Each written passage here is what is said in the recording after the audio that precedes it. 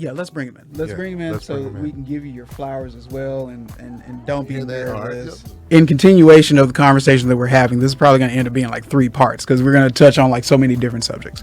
But as Qualify the podcast does have its origin story as me as a photographer, will call myself on hiatus. I don't really consider myself fully retired because whenever I think I'm done, I just get roped back into something, which is fine. I appreciate people who can appreciate me for my skill set, but I enjoy being a little bit more directorial now than per se the photographer, right? So as much as I enjoyed working with you, I wanted you to have a platform as well so that you can all speak and say hi, and then we can have some questions, and you can put me in the hot seat if you want, because I'm always asking you to do stuff, right? But please introduce yourself to the audience. Goes your show. Alrighty, my name is Kayja Thomas. I'm the oldest of the 3, so yeah. Hi, I'm Kiara Thomas. I'm the 2nd oldest. Either microphone's fine. Hi, I'm Kyanna Thomas. I'm the youngest out of all the girls. Okay. We affectionately call them K3, right? 1, 2, and 3. So you're Austin-based, right?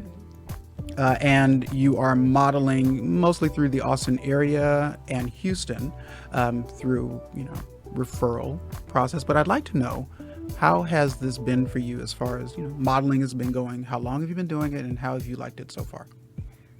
Well, I'll start with, it was about 3 years ago. Doc actually he was an administrator at the school we had attended, and he has always been into photography. And then one day he was like, "Hey, I'm really trying to build my portfolio. You want to come test this out with us?" He's like, "Sure." He's like, "I have these ideas." We grabbed a few of our old prom dresses, and then we went out into like some Luling, I think it was Luling, Texas. We went, and we just started snapping some pictures. And then I was like, "Hey, I have this another idea. You want to go to the graffiti park in Austin before it closes real quick, and then take some shots?" Then we went on Congress, and then we took more shots, and then it kind of just started to gradually continue, like, "Hey, I have another idea, let's do." So we kind of just merged ourselves into that, and we were just driving around town taking pictures everywhere. So that's kind of how it started. Yeah. How many years ago was that? Oh, that was in 2018. So now we're on almost 3 years. 3 years. Exactly, this fall would make 3 years. So. Is that the shared opinion amongst the 3 of you? I think modeling stemmed from me. I think it started with me. And when my sister graduated, I was like, "Kiara, you should definitely come along. You should do it together," because me and her do everything together. And so, yeah, I think that's how it really started. And we tagged along, and she's like, "I don't really want to do this." I'm just like, "Come on, it'll be fun." And we just went one idea after the other. It just grew from there. And so it's kind of how it started. And then as this one got older, we incorporated her because she saw the photos that me and Kiara were doing. So she was just like, "I want to do that. It looks like fun." So yeah, why not? Three of us. You guys are a trio. But I think to title you appropriately, at least in the eyes of Trent and Doc, you're muses. There's not it's not a better way to say it. You're models, of course. To me, because I'll book you. You're models to me. You're their muse. And a muse is incredibly important because your story, as you just told it, is the same way that I started off too. I had the pleasure of having 2, and they really challenged me. So one was kind of like on film, and then my transition out of film into digital, I had another. But I, as you may have heard, am a little crazy. So my concepts of things were different because even when I was shooting with Roderick, when Roderick wanted me to do things, there was, models who would, "I'll model for you, that's fine," but I didn't really know what I was doing. So I had to learn and develop some technical aspects of it, and they were patient enough for me to kind of learn that as we go. And these productions that we made have been light years different in technical execution from when I started to where I am ish 3 years after that, right? Because that's when I transitioned from having a muse to a model and a lot of models. And then we can go into bookings and portfolio building and the way portfolios work for you. Do you guys currently have a portfolio, or are you still building your portfolio? I would say we're still building it. I feel like I could collect one with all of the photos I've taken over the years. But I'm still in the works of it, just to diversify and diversify. Yeah, we definitely have enough. I know I definitely have enough photos to be turned into a portfolio. I just never actually executed on that step. Why? I don't know. Just, You've been working on it. yeah. There's going to be a need for versatility in that. And I'm going to say this from the old granddad level of management. Versatility is as far as you want to go. Okay. Now, there's a lot that can be helped push in that, because if you're dealing with development, then you can definitely take someone that you trust and have them work on concepts that would benefit and or not. But if they don't benefit you, and I mean you, if they don't benefit you, throw them away. You have them, right? You're with a trusted source in order to do that, because photos at this level, especially with this technology, they're effectively forever. It's the same thing as on Instagram, right? It's all digital. It's all in the ether. And God forbid somebody saves it to the cloud. Right. Like it's out there, right? I've had the pleasure of not ever having to do that. So I just keep terabytes of information, and I always keep them separated, and and not because I'm that paranoid. It's just that that's the way I was taught. But now in terms of model development, I've developed a few. But in terms of model development, it works in the idea of, A, do you have enough versatility in your portfolio to be marketed in some direction, right? Or in any direction, because some do it all and others do for conceptually things, right? But then the other side of it is, are you able to be worked with, right? Or do you come with needs that are extraneous versus easygoing? But there's still a level of take advantage to that. So this game is very interesting. And I appreciate you being along for it, representing a muse, but you are models because you're getting booked. So you just have to be mindful of where your portfolio is going to need to go since you're still developing it, right? I won't ask you what you need to have developed. We can do that off mic. And I'm always available to talk about it. But I'm going to turn this over to you so you can put me in the hot seat. What do you want me to tell you? What do you want to know? You might have touched base on this in your previous podcast, but I was just curious to know why the name Qualified. Because I am. Ah. No. Qualified is based on the idea that, and so QLAFD, number one, that's just branding. That's just all brand marketing, right? So Qualify the podcast is based on me not necessarily knowing everything, but me knowing that I can talk to people who have strong and qualified and proven opinions about the concepts and topics that we're going to discuss. I can talk about photography, but it's more fun to talk to photographers. Then we can all talk on the same level, right? We can talk about fitness, but it's more fun to talk to fitness professionals because we can talk on the same level. I'm 10, 15 years in that game, right? Former athlete and then still, currently training. So it's that. It is not me being qualified. It is the podcast having guests and hosts being qualified to discuss these matters. I could talk about modeling, but I'm not a model. You are, right? So that's why. That's essentially why. I did have a question. So what made you fall in love with photography? Like, how did it, like, what really drove you in that direction? I'm trying not to get emotional about this. My father was the family shutterbug, right? So you can be a guy who just loves taking pictures, right? And that's a shutterbug back in the old term, right? And then there is a cameraman, who's going to record everything. And that's essentially what he was, amongst anything and amongst many other things. That's what he was known for in certain pockets. Always had his camera, right? There's a 1973 Canon A1. Always had it. And so he would deal with wherever we went, he would take pictures of me. Or wherever we go to family functions, he'd take pictures of the family. There's just tons of photo albums of him having portraits of family members. He'd always do candid shots, never anything with a pose. It just click, click, click, Wow. And so I observed this when I was younger. And since he was, my hero, when I got old enough that I could choose a degree, because I was going to get out of high school, right? So he says, where do you want to go? I didn't necessarily want to leave. I got accepted to, I graduated above top 10 percentile. So you get a free ride anywhere in Texas at that point. And I could have gone anywhere else. I got accepted in a few other places. I didn't want to leave home. So I chose to not do the typical route that most college-bound students in my class would have done, which would have been TSU, Texas Southern University. I went to U of H. And in U of H, because the options of curriculum are different, at U of H I chose graphic design as my degree. I'm trying not to be long-winded about this, I apologize. But No, I you're chose fine. graphic design as my degree. And then from there, I switched it over to photography later when I learned the technical aspects of photography.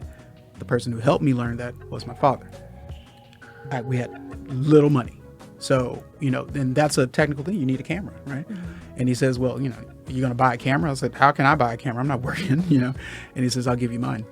I was like, this is like, he's handing over Excalibur at this point, And I was like, you sure about this? He said, no, I'm not sure about this, but I'm telling you this, don't break it, right? 'Cause if you break it, it's like $1,000 camera in that age. So I learned how to shoot film photography through U of H via his camera because I always wanted to do what he did, no matter what it was. I don't care if it was anything. He was cutting grass, I was with him. He was painting houses, I was with him. He taught me Spanish first. Like I was just there, right? So when I learned because of him. I just went further than he did. That's all. I just wanted to apply this in a business aspect. Once you start getting popular and I realized girls like me, then okay, well maybe this is the avenue to a conduit for this. Oh, you take pictures too? Yeah, I take pictures, girl. And now I'm taking photographs. So one thing led to another. I parlayed my chips into creating a bit of a pretty decent business. So, yeah, thanks, Dad. Yeah. That's beautiful. Yeah. Do you? This is just a general question for the youth coming out of school or maybe thinking about it. Do you still think that college is worth it? College is worth it, yes. What is it you pursue in college may be the question of worth. Because, case in point, I learned two very technical aspects in terms of what degree plan I chose initially, right? I learned two very technical sides: graphic design or graphic communications, if you're still at U of H, go Cougs, or photography, which is digital photography at this point, right? Now you can merge those two, but the bottom line is that if you didn't know anything about both end products, right, you'd have to learn it from somewhere. Sure, you can go to YouTube, but you could learn it from somewhere. I think that the college experience is still something that people need to go through from a social setting. I mean, can we just dismiss COVID? I know it's real, but let's take that off the table. From a social element, yes, to engage with a huge group of people and diversification if you've never been that way before, if you've never met people from other countries, you've never spoken and understood different dialects of where these people are from, you get that in college. So it's a social aspect that one would have to appreciate having gone through it. You're not going to value it when you do it, but you don't know what you're going through until like 10 years later. You're like, oh, wow, I did meet these people. I did go through a foreign exchange program that maybe the high school wouldn't provide for you. And what we had available to us in that school, just hate to say it, you only get 4 sports. You get track, basketball, baseball, football. We're in Texas, football's king, right? So you get that. I'd take this to another. I met Roderick when I was in middle school. He's on Southwest side. I go to Pershing Middle School, and Pershing Middle School has a budget, okay? Like, they have things that I've never seen before. Their school has 2 floors. Like, let's just get that out of the way. Their school doesn't have jail bars. Let's talk about that, okay? Like, I go to a school that looks like Lean on Me, right? Yes, I'm from a cultured family with very high expectations, and I'm very proud of that. But at the same time, my environment doesn't cultivate that more. So I think college did do something for me that I would not have had outside of that context unless I decided to, and God willing, turn me into who I am now, which I go and come as I please and travel the world. That's that, but I don't know how I got here. So I'm very thankful that I did. I got no idea how this happened. So it's just, I rode those waves, but I think it starts from the diversification that one would establish through a hodgepodge of people. So just simply getting your feet in the water of life and Jump learning how in. to participate in life. That's a good avenue to take. Sorry, whenever I knew you were going to take a seat. Yes, go ahead. you're trying to just, I guess, establish yourself or even get to know yourself. You got to get to know yourself. Yeah. You got to get to know yourself. That's key. So would you say that helped you go inward, introspective, or did by immersing yourself amongst other people, and did that help you formulate where you wanted to go in life? Yes. Yeah. It challenged me. Challenge. It challenged me. And y'all were outside of that. Like, I don't back down from that. So my thing, let me go back to context. I'll start from middle school though, because that's important. And we had this discussion off camera like months and months and months ago. The middle school has a pre-interbaccalaureate program. Okay. Again, new word, never heard of it. Okay. So pre-interbaccalaureate program has the college level course curriculum in middle school. Middle school? Middle school. Okay. I'm staying up till 1 o'clock in the morning doing homework because I'm in pre-IB, right? And what we had as a discussion, my father and I, is like, is this difficult? And I was like, yeah, it's hard. He says, no, it's not hard. It's difficult. It's not impossible. We're going to do it. And he helped me. And my father was that way. He actually bought the school books. He just bought extra copies of the school book so he can study it before I got home. I swear to God he did. So we would do this together, right? And for that, it pushed me because he was like, dude, you're fine. Like, this sucks, but you're fine. Like, it's not like you're shoveling snow in the middle of the morning. Although the school stories about how I got to the school, we can talk about that another day. But because it's not on my side of town, right? And there's a bus. But at the same time, that's what we did in middle school, pre-IB program. But it sharpened me like a knife. So when I get to high school and I'm in my own community in that high school, I'm outside of the feeding channel. Okay. Elementary school, we're in an underserved community. Let me just say that. So elementary school, middle school, high school, and they all go through one feeding channel. You can select from maybe 3 to 4 schools each as you go. And it all funnels into, the 2 to 3 high schools that you're going to graduate from. I got out of that. So the feeding channel is that way. I jumped out of that in middle school, come back to it in high school and get reassociated with my community. But I am much ahead of the curriculum, much ahead. 10th grade is when I started seeing the same thing I saw in 7th grade. Challenge. Because when I get to college, I said, oh, these people are the middle school people. They're not the high school people. Yeah. The pace of this is not the high school pace. This is the middle school pace. And that was hell. So I got to step up or step off. But I don't do that. So I stepped up and it challenged me. And I got accepted within these micro communities based on intellect. Right. But having those conversations, there's conversations in college you'll never have in high school, even at your level. You guys are very smart, incredibly articulate. But you're a generation to 2 generations after me. And your conversations in high school will still be dwarfed compared to the conversations you're going to have in college. That's true. So it's worth it. It's very much worth it. Okay, that's good to know. And another thing, so would you say that also helped you on your introspective journey? Because it's kind of like how they say in that Lauryn Hill song, she's like, how you gonna win if you ain't right within, And I'm learning that it's very crucial and important to be aligned with yourself, even just to formulate your own goals. Because you can have, I guess, the accolades or just the right formulas or just resources, but if you're not a resourceful person, then That's true. those resources can be there the whole entire time or even without, but you're never going to actually execute. So would you say that helped you on your introspective journey along the way, or was it something that was just gradual throughout your life? If that was a clear question. No, it's a clear question. I think you answered it. You asked it at first and I didn't answer it, but I have the answer now though. College didn't. He did. Oh, wow. College didn't. He did. But there's so the challenge is the challenge. And yes, you can be resourceful, but you can have resources, like you said, or you can be a resourceful person. I am only 20 years sane. It still kind of creeps up on me, and I'm like, I gotta go and do something crazy, and then I'll be right back. Yeah, right. yes. But the nature of becoming resourceful didn't happen until I realized that there were people that could possibly utilize the things that I knew to help them, and that didn't happen before I met him. It really didn't. And this is what when you guys walked into the studio, that's what we were talking about. It was just naturally. I didn't have a reason to do any of this stuff until I started to talk to him, and he had a really cool concept, and I said, you know what, sounds good, I'm in, right? Fast forward, what was that, 03? We were U of H at the time, but we started working at Telecheck, First Data, in 2001 or 2. Circa, right? Early 2000s. You fast forward to 2005, I'm winning an award for being one of the 30 entrepreneurs in Houston under 30 years old. Oh, wow. Right? So that's him. That ain't me. That's these two. That's God and Roderick. Definitely have to piggyback off of what you said.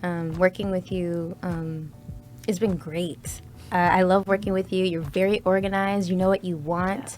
You're a go-getter, and I value those things. So They're helpful. thank They're you. Thank you. That up the ladder. Oh, absolutely, Exactly. You should really know that. And I don't know if I'm noticing it because I do it too, and it's something I'm trying to work on. But don't take the credit away from yourself. Like, you're too good. And what I'm also learning in like neurology and psychology is that the brain doesn't know the difference what we tell ourselves, and neither does the soul. That's so true. Yeah, switch chairs. The brain doesn't know the difference. So you just like, people were like, oh, I don't have any self-esteem because my parents said this. Okay, yeah, people shouldn't say mean things, but someone could tell me I'm pretty all the time or all day, but then I'd be like, oh no, I'm not. Oh no, I'm not. So people are telling you good, believe it and receive it and know you're good. And look at like, okay, I'm not a materialistic person, but just look at things you've accomplished. Like, the universe, God, grace, whatever, if you will, shows us in many ways. And it's just the foundations that you have put down. And just recognize that you are great. You are qualified. Yeah, qualified. That's what I was going to say. That's it. That's right there. You're qualified. I really appreciate that.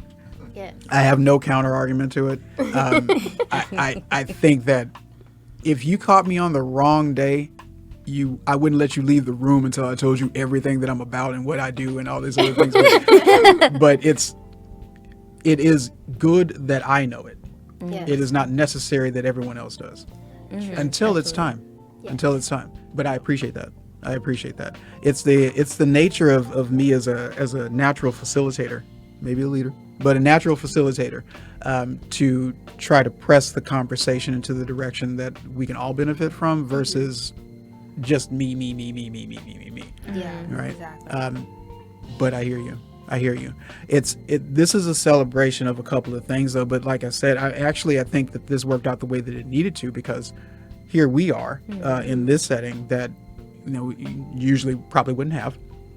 But I get to share this moment. And we actually get to continue it from the photo shoot. Because typically after photo shoots, I buy lunches or something like that. It's like, let me just extend the platform so that we can, do this and have these conversations too. You didn't put me in the hot seat yet. One thing I noticed is that your confidence is what I love about you. It's just that you're just like a ray of sunshine, and when I'm around you, I'm always in a happy mood. All right. You hear that, Roger? I'm a happy guy. Usually not. All right. My question for you is that I know that you traveled a lot and met a lot of people. Sure. So my thing is, how do you stay true to yourself when you're around so many opinions and so many influential people? Wow. That's really Good wow. question. That's really good. Okay, so I'm not fresh off a plane, but like I just came back from being out of town, and that was a reminder to me, because we've been locked in for a year, right? So that was a reminder to me about a couple of things. One, the comfort level of the people that are not from wherever you're going, and then the comfort level of the people who live there, who are receiving all of these foreigners. Okay, those two things are important, because it does lead into a local person doesn't necessarily have to be indigenous. A local person you can be British living in Hong Kong for the past 10 years. Well, you're local. You understand how that works, right? I don't. I'm new in town, right? Yeah. Green is the grass. So I need something to kind of usher me along and for me to be acclimated to the situation. So I'm going to talk about Hong Kong for a second. I think that would probably be the easiest one to associate that to. In Hong Kong, there's a man who owns a gym, and his name is Alan Nagali. Okay, he's Cameroonian. Okay, and I'm talking about, he's a friend of mine, like a true friend. He's a brother. Okay, and his brothers are like my brothers, right? So I have no friends when I get to Hong Kong. Let's be clear. Okay, I know no one. It's either I find somebody or I have a very miserable 2 seasons in a place that I don't know, because no one's going to talk to me, right? And I'm away from my family. I miss my wife. I miss my baby, right? So I meet the people who are at the gym, and they say, "Oh, you should meet the owner. He's a really cool guy." And that's how I meet Alon. That's how I get to understanding his story. And he is a huge human being. Like, he's just a Mack truck guy. A friendly giant. Yeah, and thankfully he's friendly. Because he's a big dude. He's powerful. he's influential, right? The businessman who introduces me to him is very successful, and he has a lot of known associations in Hong Kong. You know, he's working with Prudential. Mark, love you. So he's with Prudential, and that's like only one of 2 investment banks that are still left since the British had colonized the country. I'm learning all of this just by meeting people. I know nothing. I'm a kid from across the tracks. I am here trying to figure out what I should know in order for me to be comfortable in this environment. But it's only because I know how to talk to people. It's only because I'm not going to feel a way about introducing myself, not giving you too much, but at least letting you know I don't know anything about this place and I'm looking for not help, but guidance, right? And doing that 20 to 25 odd times, I got a little used to meeting people, right? Which is kind of the reason why I like this podcast so much, is because I get to talk to people to which I would not usually be able to talk to just because of the way society and the environment is now. But that's how I keep my calm. I had always known who I was. That wasn't the question. The question is, who are you? I know who I am. I know what I'm bringing here, and I'm not here to cause any trouble. I'd like to know where to go eat, though. So are you a good person to show me that? If not, that's fine. It's never about apprehension of meeting people. It should never be. Know you, and then introduce yourself to somebody else. Know you first. So really just grounding yourself and knowing who you are and sticking to it. That's it. That's it. Choosing confidence, I should say, because it's a choice. Think about, here's the other thing that I forgot to say. Once you leave the country, the city, the whatever, and you go to somewhere that it has a high commuting rate. See, Hong Kong is a transiting city. I learned how to make friends quickly. I learned how perhaps to love, but I also learned how to let go. It was not a lesson that I had at first. It really hurt me because I didn't want to leave my friends. But I have a family. Like, I got to get back home, right? Yeah. But I don't want to leave them. And it hurt me. In the sad, oh man, I got to go home, you know. But the reality is the situation is back in Houston. It's not in Hong Kong, right? Everybody that you meet in a transiting city ain't from there. They've either been there just a little bit longer than you, or they just got there too. You will find somebody to hang out with, not hang on to, but hang out with, in order for you to get comfortable. And once you're comfortable, you may realize that ain't the type of person I want to be around. Let them go. But just understand who you are at a core. Traveling isn't the problem. Traveling alone really isn't the problem. Traveling without knowing yourself is an issue. Don't go somewhere that you don't belong. That's the key. Right? Yeah, so would you say you need a crowd to belong, or it's all in yourself? I don't even travel with people. So no, I mean, if I go somewhere, you know, if I'm going to take somebody with me, that's fine. But I don't do crowds. I don't do groups usually, because what I would like to do isn't going to be of interest to everybody else. So you like the authenticity of traveling and like getting to know people and experiences. Yeah. Always. That's my interest. You know, it's a challenge. If you go somewhere you don't speak the language, find somebody that does. No problem. Make sure they don't take advantage of you, but find somebody that does, right? Yeah. I want to redo my trip to Mexico because we did go to a resort. It was great. You stay on the resort in Mexico. No. Different place. No. It's okay. I want to practice my Spanish, and I know other people who go to Mexico annually. You make me nervous, but okay. It's a great. I believe it's great. We're there's many places in the United States you would say the same thing to another foreigner, like, oh, don't go there, don't go down that street, don't go here. I feel like every country has its place where you're like, yeah, don't go there, well, we're gonna go there, well, don't go there. So I want to redo that. I do believe every country, every city has its heart and its home. Okay. And I'm not saying I'm gonna do it alone all by myself. Like, yeah, let's solo travel to Mexico, like, by myself. No, I don't think that would be necessarily the best decision, but definitely finding that, I guess, home is the word, or just to learn new things and expand and meet new people, because I do believe there's genuine good people everywhere. Yeah, I've met those people who are like, I'm down for whatever. It's like, well, that's the way. That's what you want to do. That whatever is going to get you killed. I'm not saying I'm for it. I'm not saying I'm going to be like, oh yeah, I'm down for whatever, but it's definitely something that I don't want to continue to like. Well, I guess I already have, but judge because I'm like, well, then if that's their life, and that's their life, and Sure. if that's what they want to do. Then It's gonna be short, but go all right. for it. And, some people make it You're out. sold. Some people will just, you never know. So. Yeah. And someone's got to be there to do it, to tell the crazy story. Like, guess what I did? Don't do this, guys. Can you tell who's the go-getter? Can you tell? Sure. Yeah. Like, I'll tell you guess what. what I did. Did I answer your question? Because we went off on a rabbit trail, and that happens. But No, you answered my question. You did. okay, yeah. That's what happens when we don't have a script. It makes more sense. I'm much better at answering questions than I am giving information, because I'm going to tell you something that's going to start with the answer, and then we're going to talk about how squirrels got to Noah's Ark after that. I just want to make sure that I'm giving you everything that you had asked for. What impact do you want to have or leave behind? A legacy, I guess. I come from a line of individuals who've had a lot of impact along the way in African American history. And it's very interesting that you asked that question, because I quite honestly don't know if this is the impact that I'm going to be making. I think this is a good start, because we come from it's like 13 children off of the tree. So the family tree at the root, it's like 13 children off that tree. And my line is the Asa Grant line, as Asa Grant Hilliard. One. AG2 is my grandfather. He was the principal of a high school. They named Hilliard High School after him down in East Texas. He has children. Thomas Hilliard's my uncle. He's in the most prominent African-American psychologist book documented, and his brother is too, right? And he's a philanthropist, taught at Georgia State. That's my uncle. Where do we go from that? You know what I mean? Like, what is it that I'm going to leave my son, right? Because he needs to know, just like I knew. I know very much who my father is. I make sure that everyone else knows who my father is, but I also make sure that we represent who my grandfather was and who his father was. Right. And I would like for him to understand who I am. What does Hassan mean? Benevolent. Benevolent. Okay, nice. So- Beautiful name.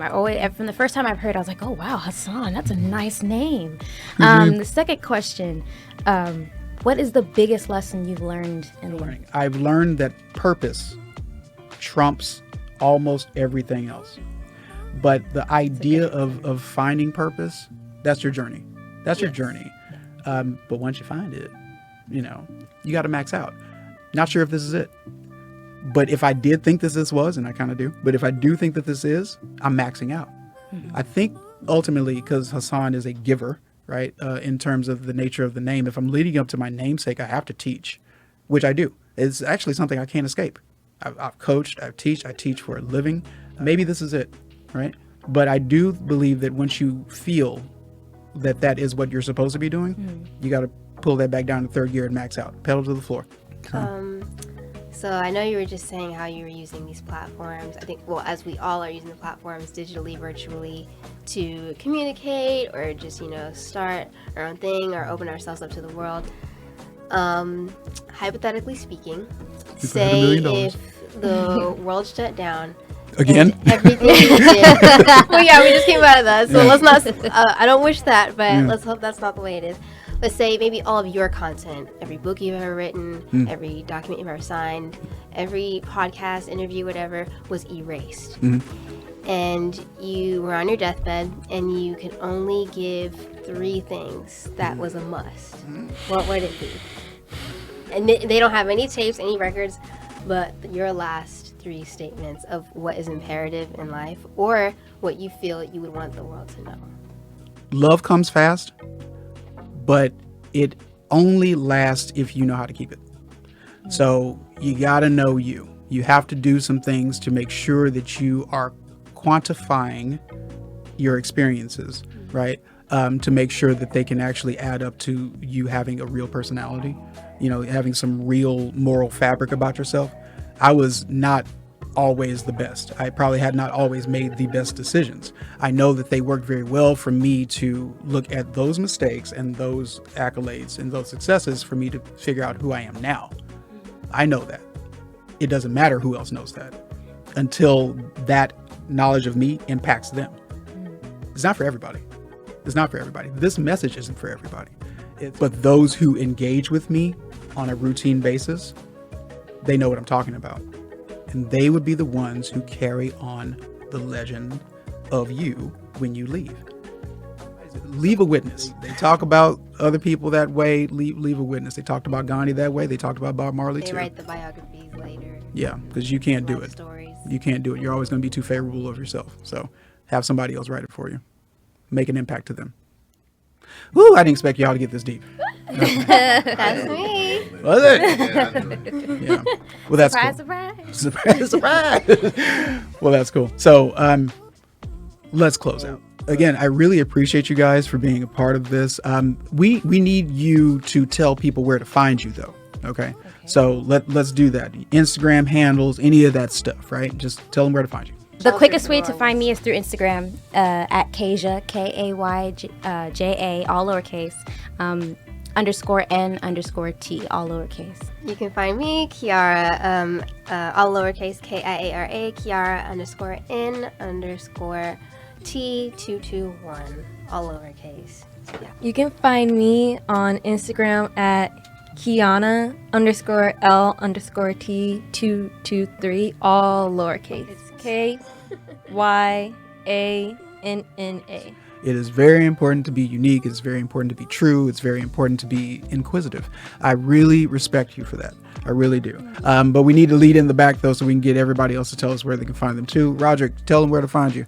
No, you guys can go check us out, ottawaclothing.com, ATTAWA clothing.com, as well as Ottawa Clothing on social media outlets.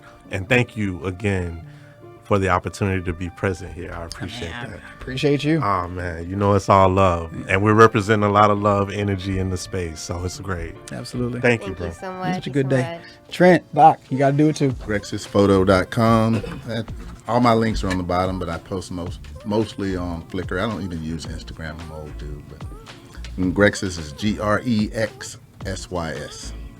So you can find me on Instagram under RJ Washington Photography. RJW is capitalized, and Washington and Photography is lowercase. Okay.